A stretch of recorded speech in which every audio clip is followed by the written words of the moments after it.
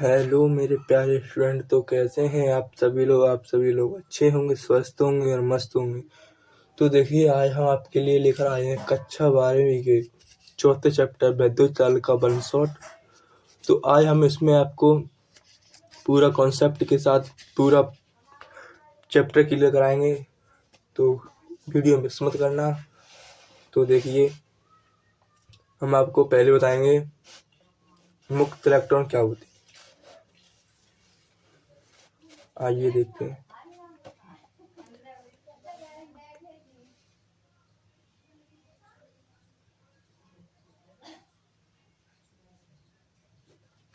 Part है और विद्युत चालन।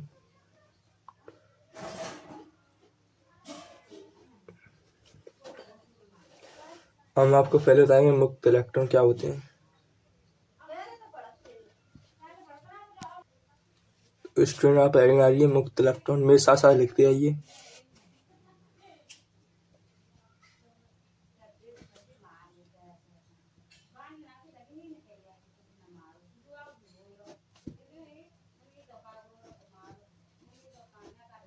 अब देखिए, मैं आपको बताऊं मुक्त इलेक्ट्रॉन।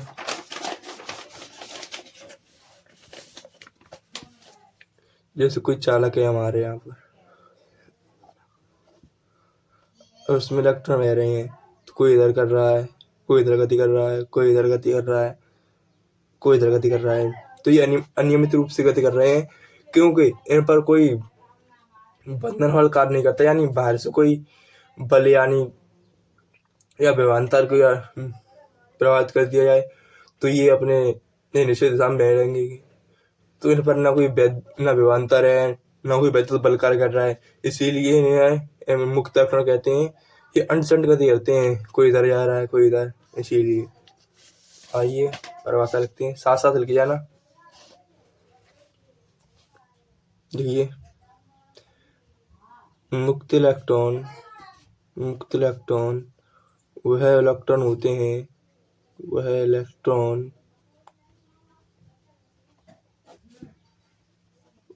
हैं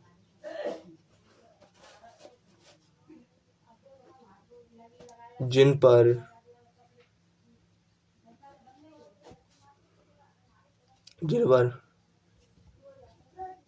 चालक में कोई बंधन बल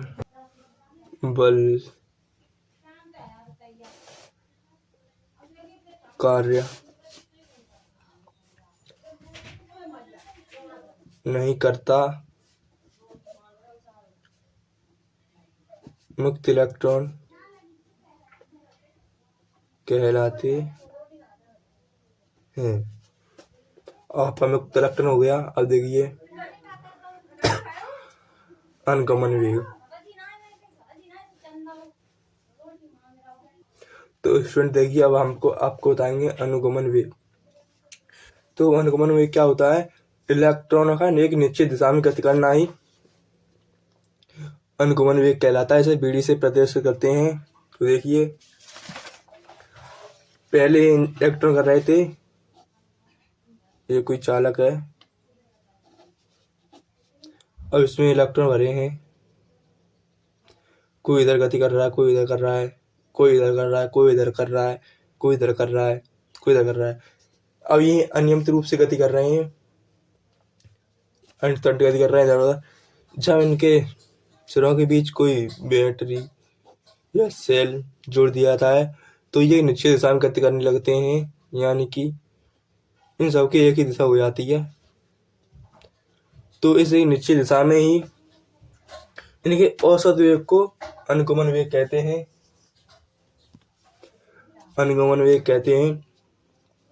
तो आपको समझ में आ गया, यानी कि परिभाषा होगी, जब किसी चालक के सिरों के बीच विभवांतर जोड़ दिया जाता है तो उसमें मुक्त इलेक्ट्रॉन एक निश्चित दिशा में गति करने लगते हैं। इस निश्चित दिशा में ही औसत वेग को इलेक्ट्रॉनों का अनुगमन वेग कहते हैं। तो आइए लिखते हैं परिभाषा में। मुक्त इलेक्ट्रॉन,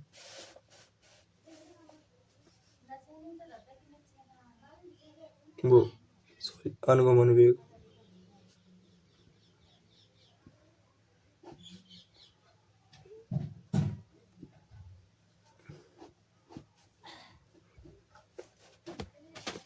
देखिए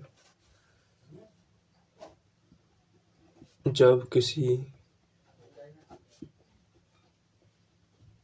चालक के मध्य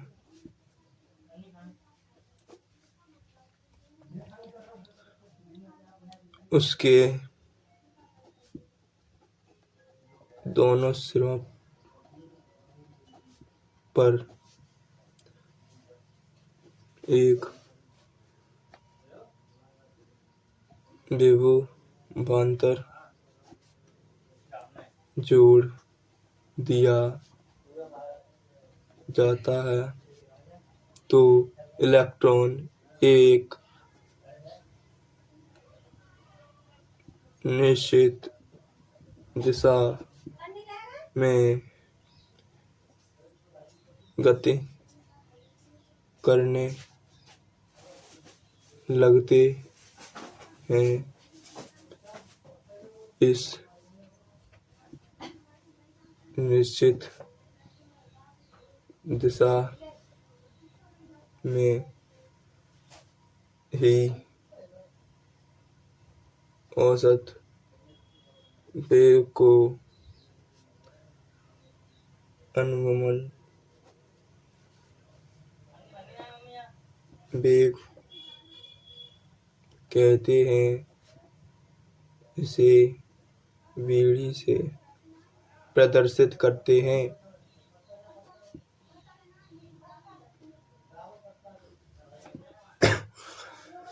अब देखिए इसका चित्र बनाएंगे।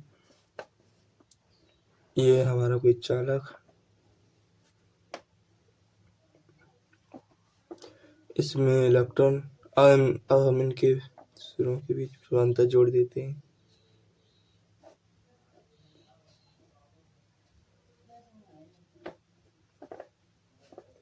आपको पता है धारा प्लस से माइनस की तरफ बहती है, प्लस से माइनस की तरफ जा रही है। तो इलेक्ट्रॉन होते हैं वो धारा की विपरीत दिशा में गति करते हैं।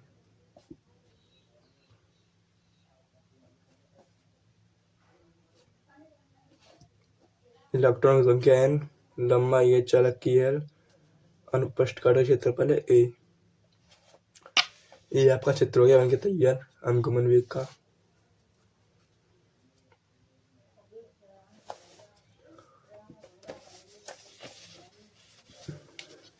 अब देखिए हम आपको बताएंगे ओम का नियम।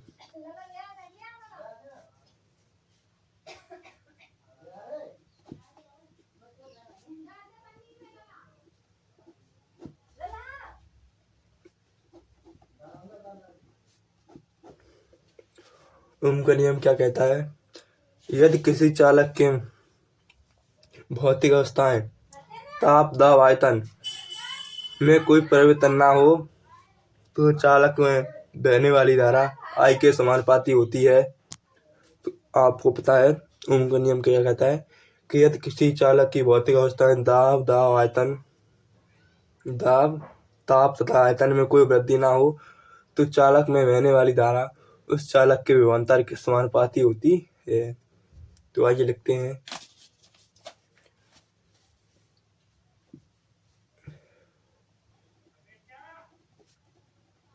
यदि किसी चालक की भौतिक अवस्थाएं जैसे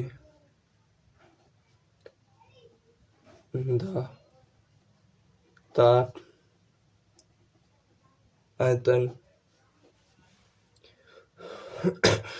यदि किसी चालक की भौतिक जैसे दाब, ताप, आयतन में कोई बदलाव न किया जाए तो चालक में बहने वाली धारा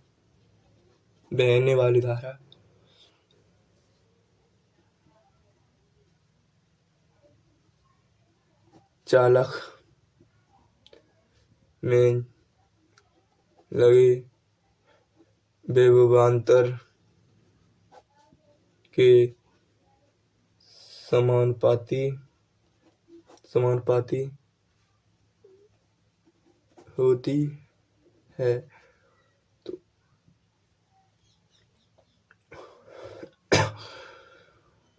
V प्रोपोर्शनल I, तो यहाँ पर समानुपाती चिन्ह हटाएंगे, नीतांक आएगा V बराबर RI, इसको सही लिखेंगे V बराबर IR।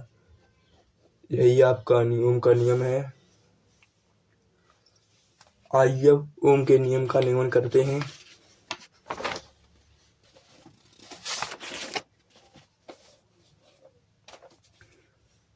ओम के नियम का नियमन करेंगे।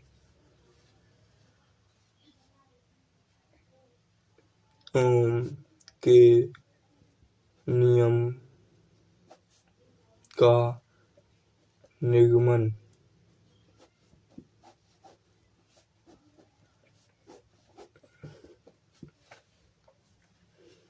अब देखिए मेरे इसको लो। अब हम करेंगे ओम के नियम का निगमन। तो पहले बनाएंगे चित्र। आपको चित्र वैसा ही बनाना है जैसे अब हमने अनुगमन वेग के लिए बनाया था। दिशा इलेक्ट्रॉन की इधर होगी, इलेक्ट्रॉन संख्या n, अनुप्रस्थ कण का क्षेत्रफल A,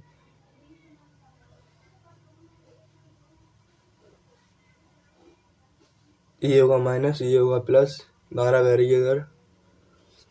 अब लिखेंगे माना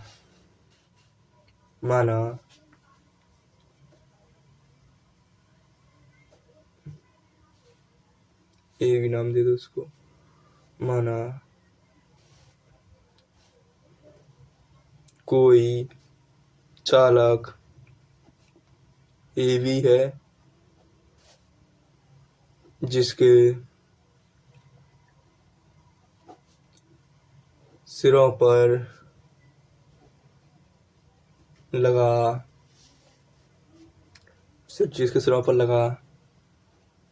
विभवांतर भी है। एक अंक आयतन में उपस्थित इलेक्ट्रॉन की संख्या n तथा अनुप्रस्थ काट का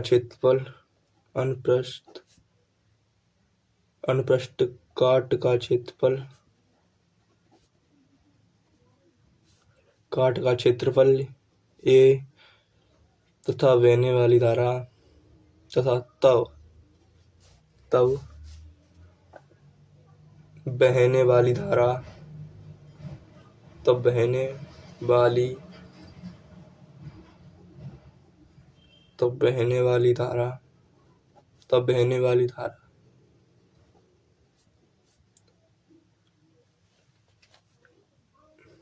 I बराबर NaBDE। ये देखिए, ये आया है धारा अनुगमन वेग और धारा में संबंध। इसके बाद आपको यही वाला डेरिवेशन कराएंगे। तो पहले आप ये देख लीजिए। देखिए, आपको चित्र तो पता ही है। अब कहेंगे इस चालक के कारण उत्पन्न विद्युत क्षेत्र। चालक के कारण उत्पन्न विद्युत क्षेत्र। चालक का उत्पन्न विद्युत क्षेत्र E बराबर V/L। ये देखिए आपका कहाँ से आया है, आपने पढ़ा होगा V बराबर ED। तो E बराबर होगा, यहाँ D भी दूरी है, यहाँ एल भी दूरी है, तो यहाँ पर हो जाएगा ई बराबर वी अपॉन डी, और डी की जगह हमने लिए एल, तो आपका यहाँ से हो गया ये। तब चालक के कारण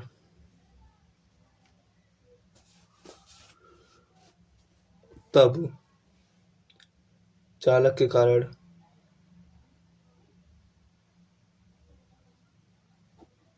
चालक के कारण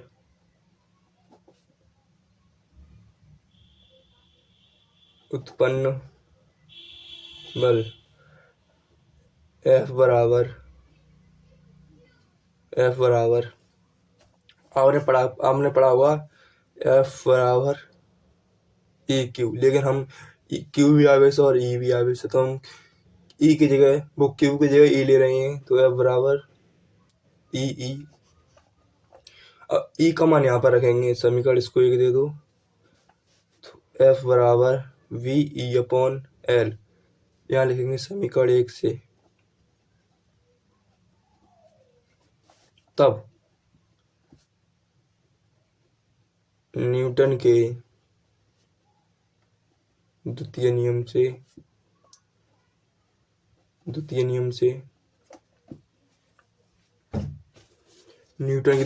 से ए बराबर एफ अपॉन एम। अब यहाँ पर एफ का मान यहाँ पर रखेंगे, ए बराबर पी ई एल एम। तब गति के प्रथम समीकरण से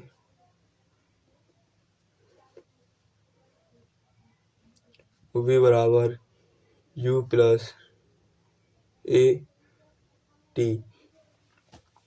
अब यहाँ पर t है, हम t को हम यहाँ से टाउ से प्रदर्शित करेंगे, तो यहाँ पर टाउ बना देंगे।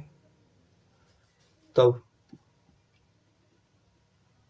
लेकिन u बराबर 0,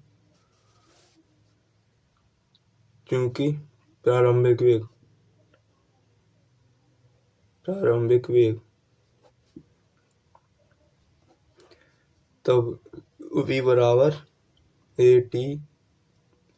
अब यहाँ पर ए का मान यहाँ पर रखेंगे, यहाँ से ए का मान यहाँ पर रखने पर v बराबर V E tau upon L M.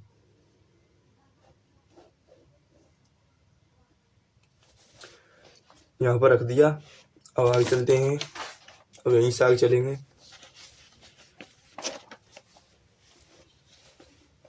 देखिए, अब हम आएंगे अनुगमन वेग में, लेकिन अनुगमन वेग से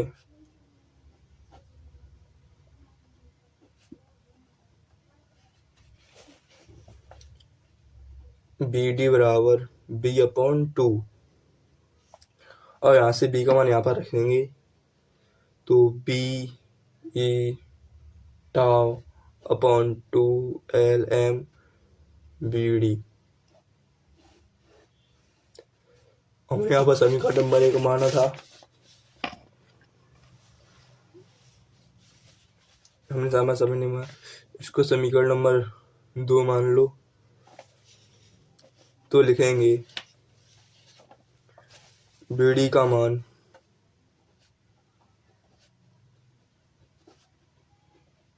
समीकरण 2 में रखने पर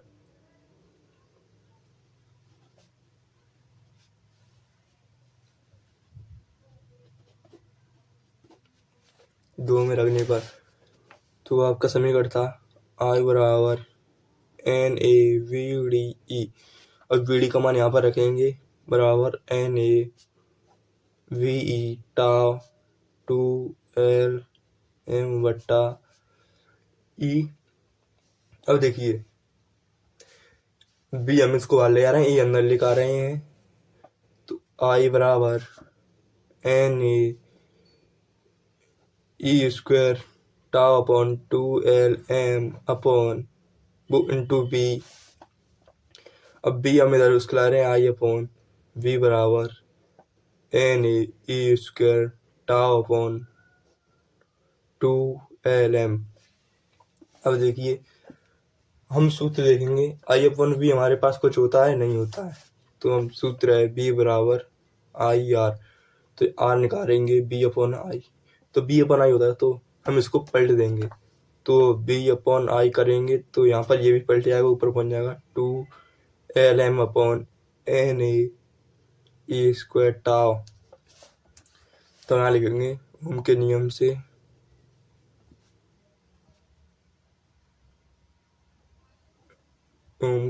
से बी अपॉन आई बराबर आर। समीकरण 3, समीकरण 4, समीकरण 3 व 4 से बस 4 से जब लेफ्ट बराबर है तो राइट भी बराबर होगा, तो आर बराबर हो जाएगा 2LM upon N E square tau. यही ओम का नियम है, ओम का नियम है। तो मैंने आपको कितने आसान आसान समझाया है, आपको समझ में आ ही गया होगा। तो आइए देखते हैं धारा और अनुगमन वेग में संबंध। तो आइए हम देखेंगे धारा और अनुगमन वेग में संबंध। तो यहाँ पर लिखेंगे धारा और अनुगमन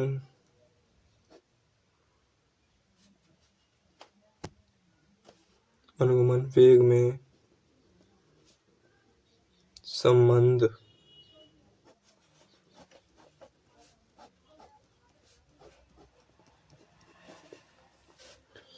आइए चित्र बनाते हैं। चित्र तो आपका सेम वही रहेगा जो आपने नियम के लिए बनाया था।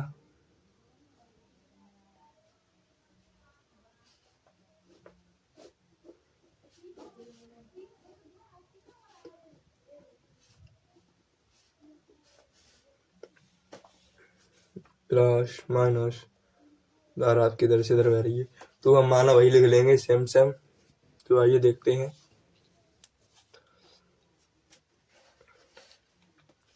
आपको मैं बता दूं, आपको एक तरह चलना है। पहले लेंगे लंबाई डेल्टा टी समय में इलेक्ट्रॉन तय की गई दूरी, फिर लंबाई, फिर आयतन, वॉल्यूम, फिर संख्या, फिर आवेश, तो उसके बाद धारा। आपको ये इन चीज़ों का क्रम रखना है, लंबाई, आयतन, इलेक्ट्रॉन की संख्या, आवेश और धारा। बस आपने ये 5 चीज लगातार होंगी ये इसी में। देखिए लिखेंगे डेल्टा टी समय में इलेक्ट्रॉन द्वारा तय की गई दूरी,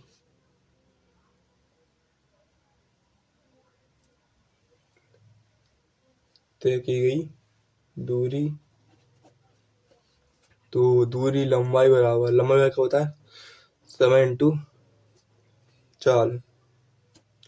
समय आपका dt, चाल है vd। यहाँ पर इनको ये भी दिखा देंगे vd वेग से गति कर रहे हैं vd। अब लिखेंगे डेल्टा टी समय में इलेक्ट्रॉन द्वारा घेरा गया आयतन। अब आयतन बराबर होता है लंबाई इंटू क्षेत्रफल, आयतन बराबर। तो यहाँ पर लंबाई है हमारी डेल्टा टी वी डी, क्षेत्रफल है हमारा ए। ये देखिए क्षेत्रफल हमारा ए है, ए। अब लिखेंगे इलेक्ट्रॉन द्वारा और घेरा गया आयतन, लिखेंगे तब इलेक्ट्रॉन की संख्या। संख्या को n से प्रदर्शित करेंगे तो उसमें n गुणा आ जाएगा, n संख्या होंगी ना तो n गुणा हो जाएगा n delta t V D A. तब चालक में प्रवाहित आवेश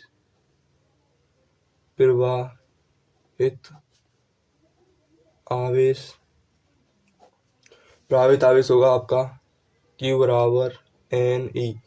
और यहाँ पर n हमने छोटी ले ली है तो इसमें बड़ी लेंगे, इसका इसमें मान रखेंगे Q बराबर N delta T V D A E लिखेंगे। तब प्रवाहित धारा I बराबर Q अपॉन डेल्टा टी। और हमने तो समय टी लिया है, डेल्टा टी लिया तो उसमें भी डेल्टा टी लेंगे। तब Q का मान यहाँ पर रखेंगे I बराबर N delta T V D A upon delta T से टी कट गया, I बराबर N A B D E. तो सही क्रम में लिखेंगे N A B D E. तो यही आपका, ये देखिए अनुगमन वेग हो या अनुगमन वेग, ये आपकी धारा हो गई।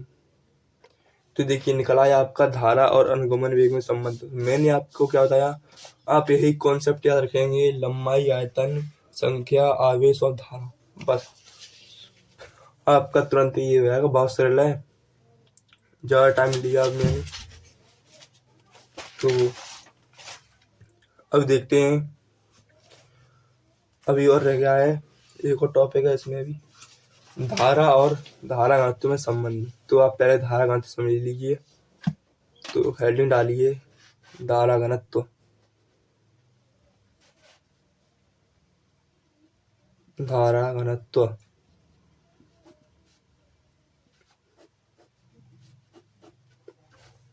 ये होती है एकांक क्षेत्रफल से गुजरने वाली कुल धारा को धारा घनत्व कहते हैं। तो एकांक क्षेत्रफल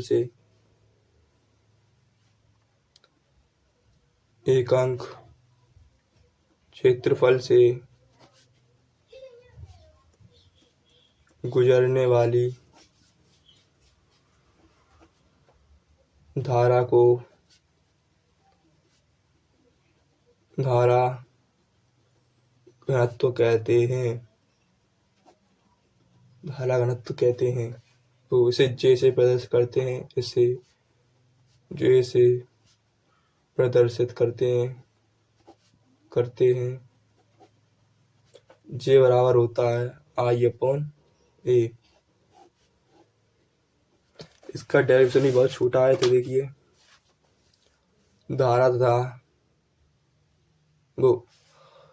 धारा घनत्व तथा अनुगमन वेग में संबंध।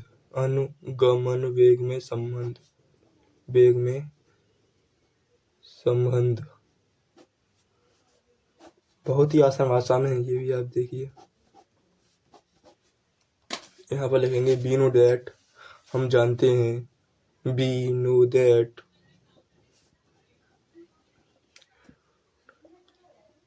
आई बराबर N A V D E. तब धारा घनत्व की परिभाषा से जे बराबर आई अपॉन ए। तो यहाँ पर आई का मान रखेंगे। देखिए जे बराबर N A V D E upon A. तो ए से ए कट गया तो जे बराबर आ गया एन वी डी ई। ये आपका अनुगमन वेग और धारा घनत्व में संबंध हो गया। तो आइए अब देखते हैं शैलों का संयोजन। यही आपका लास्ट टॉपिक है।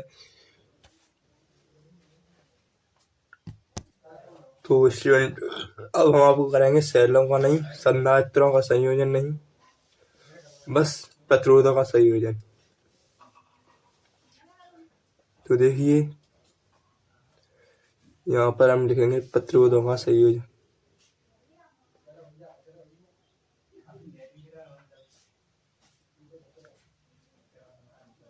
प्रतिरोधों का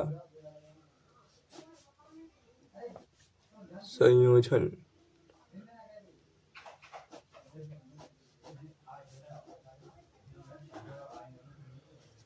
देखिए प्रतिरोधों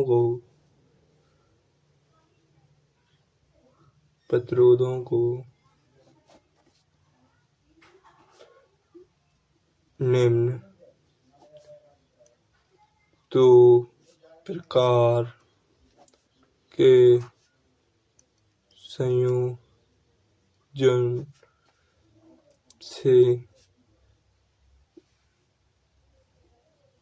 जोड़ा जाता है। नंबर 1 है श्रेणी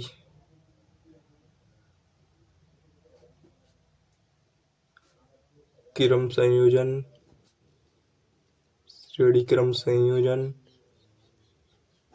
दूसरा है समांतर क्रम संयोजन।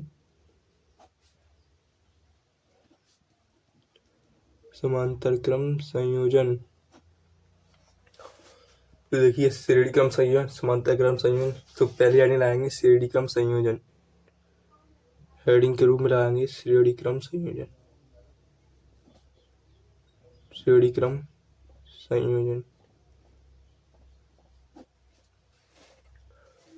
तो चित्र की सहायता से यहाँ पर देखेंगे। श्रेणी क्रम होता है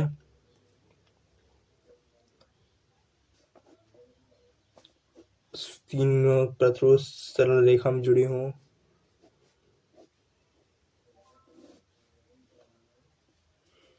माइनस प्लस धारा यहाँ से इधर बह रही है, R1 R2 R3। तो यहाँ पर लिखेंगे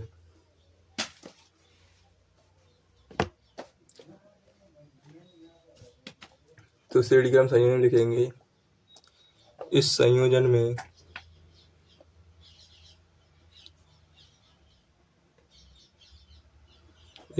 में पहले प्रतिरोध का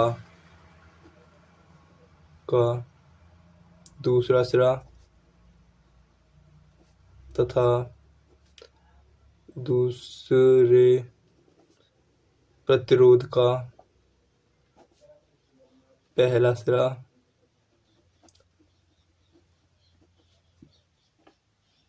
एक ही बिंदु से जुड़े हैं, जैसा से चित्र में प्रदर्शित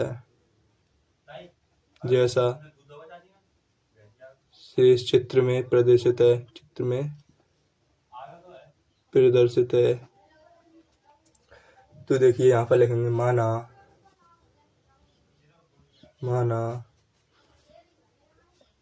R1, R2 तथा R3 तीन प्रतिरोध श्रेणी क्रम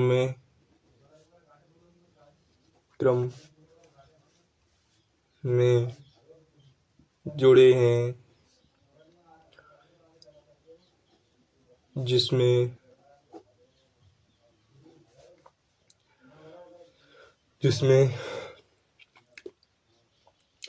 सभी प्रतिरोधों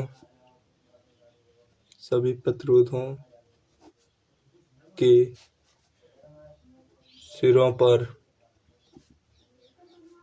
विभवांतर अलग अलग तथा धारा समान होगी, तब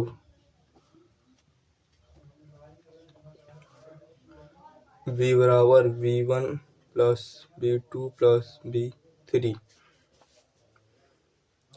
अब लिखेंगे ओम के नियम से इस समीकरण को याद दो। ओम के नियम से V बराबर I/R आर सॉरी यहाँ पर होगा बी बराबर आई आर। और लिखेंगे इसी प्रकार V1 का मान होगा IR1, V2 का मान होगा IR2 तथा V3 का मान होगा IR3।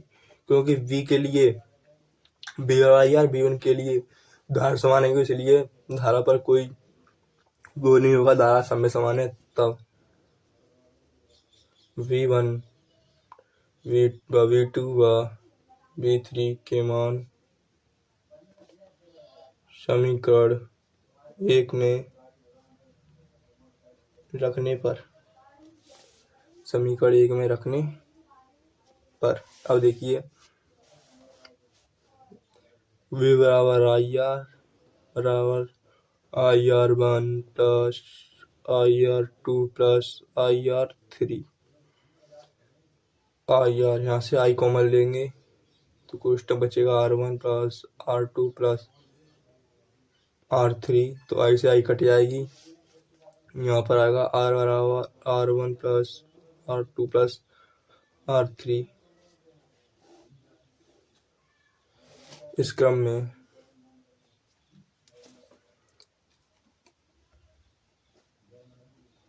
में अधिक प्रतिरोध ज्ञात किया जाता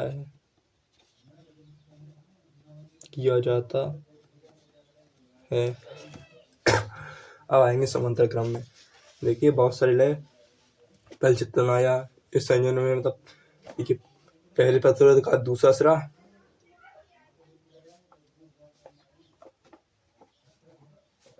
और दूसरे प्रतिरोध का पहला सिरा एक बिंदु से जुड़े हैं। इसी प्रकार हमने ये लिखा है, जब श्रेणी क्रम में तो इसमें धारा समान होगी, विभवांतर अलग होगा, तब V बराबर यहाँ पर निकालेंगे तो ये हो जाएगा यहाँ से ये।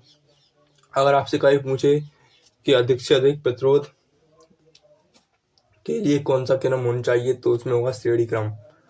तो आइए हम देखते हैं समांतर क्रम।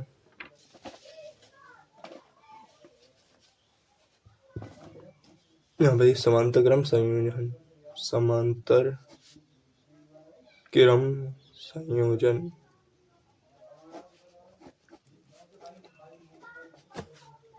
इसमें चित्र बनाएंगे।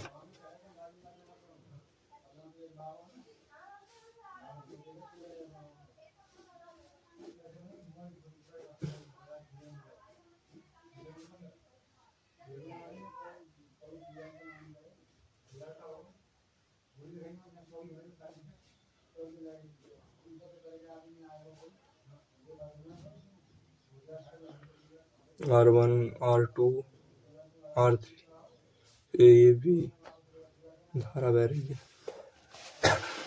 अब देखिए यहाँ पर लिखेंगे इस क्रम संयोजन में समांतर क्रम संयोजन में तीनों प्रतिरोधों के पहले सिरे एक बिंदु से तथा दूसरे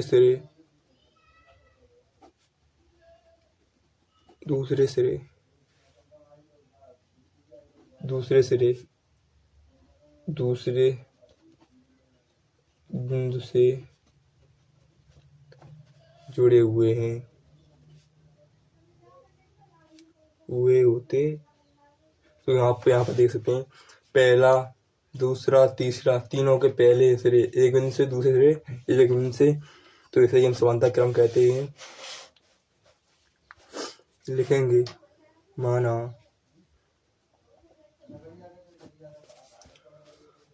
R1, R2 तथा R3 तीनों प्रतिरोध समांतर क्रम में जुड़े हैं, जिनके मध्य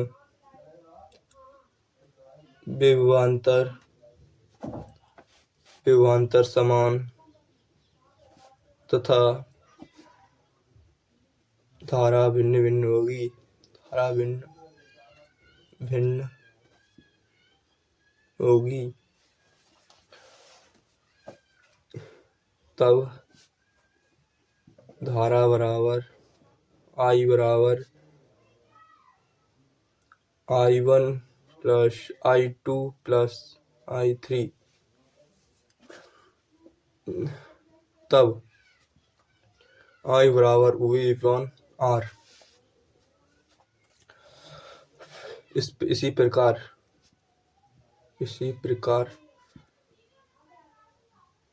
I बराबर VR, तो I1 बराबर VR1, I2 बराबर VR2 तथा I3 बराबर VR3। समीकरण 1 यहाँ पर लिखेंगे I1 व I2 तथा I3 के मान समीकरण 1 में रखने पर रखेंगे I बराबर V/R बराबर VR1 plus VR2 plus VR3। अब यहाँ पर मैंने लिख दिया, तो यहाँ से ऊपर से V कॉमन ले लेंगे। 1/R1 plus 1/R2 plus 1/R3 V/R, V से भी काट देंगे, तो 1/R बराबर 1/R1 plus 1/R2 plus 1/R3। तो यही होता है आपका समांतर क्रम संयोजन में प्रतिरोधों का योग। ये होता है आपका श्रेणी क्रम में प्रतिरोधों का योग। इसमें नापते श्रेणी क्रम में नापते ज़्यादा, इसमें नापते न्यूनतम। तो मेरे प्यारे फ्रेंड, तो आपको कैसा लगा हमारा वीडियो? अच्छा लगा होगा तो हमारी वीडियो को लाइक कर दीजिए, चैनल को सब्सक्राइब कर लीजिए और ज़्यादा से ज़्यादा इस वीडियो को शेयर करें। मिलते हैं अगली वीडियो में, तब तक के लिए टाटा बाय बाय।